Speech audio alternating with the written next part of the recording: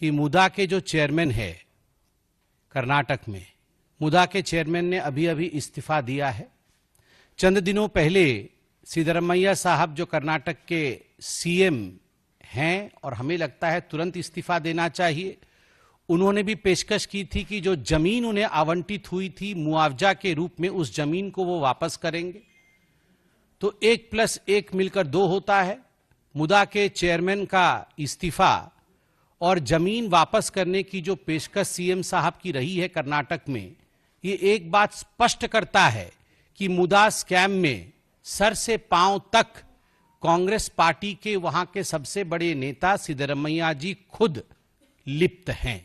From head to toe, Siddaramaiah, the chief minister of Karnataka, is embroiled in the MUDA scam. There is no doubt about it.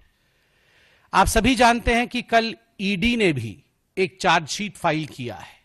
केवल मुदा के chairman ने इस्तीफा दिया है ऐसा नहीं हुआ है, ईडी के चार्जशीट का भी इफेक्ट रहा है। ईडी के चार्जशीट में यह दावा किया गया है और सुनकर ही मुझे बड़ा आश्चर्य होता है कि इस प्रकार भी राजनीति होती है कि ये जो कर्नाटक में कर्नाटक महर्षि वाल्मीकि अनुसूचित जनजाति विकास निगम, हमारे अनुसूचित जाति के लोग और अनुसूचित जनजाति के लोगों के लिए, एससी एसटी वेलफेयर के लिए जो फंड है कर्नाटक में, that lies under the aegis of Maharshi Valmiki अनुसूचित जनजाति विकास निगम, उसके फंड में किस प्रकार से उसे डाइवर्ट करके आम चुनाव जो अभी 2024 में हुए थे, उस आम चुनाव में बेल्लारी लोकसभा में लगभग 7 लाख से अधिक लोगों को 200 रुपए करके बांटा गया है। In fact the ED's chargesheet categorically mentions that the money which was meant for the welfare of SC and the ST community, which was in the custody of the Maharshi Valmiki board, which was in fact the money of the taxpayers, that was used for a political purpose by the Congress party. Congress ने 7 lakh voters को कांग्रेस को vote देने के लिए 200 रुपए, किसी को 200, किसी को 300, किसी को 400, इस प्रकार से वहां बांटा है। They tried to influence the election of Bellary Lok Sabha seat.